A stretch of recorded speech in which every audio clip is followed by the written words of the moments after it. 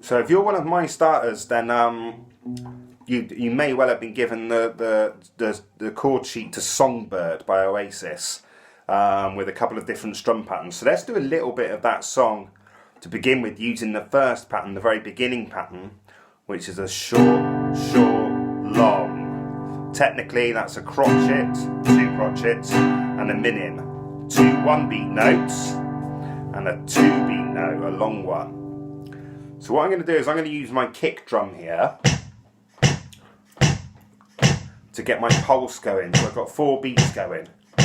1, 2, 3, 4. I'm going short, short, long.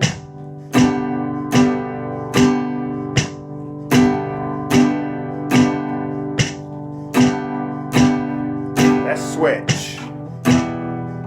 So keep that rhythm going. Try and keep your right arm doing the same thing. Now try and switch back.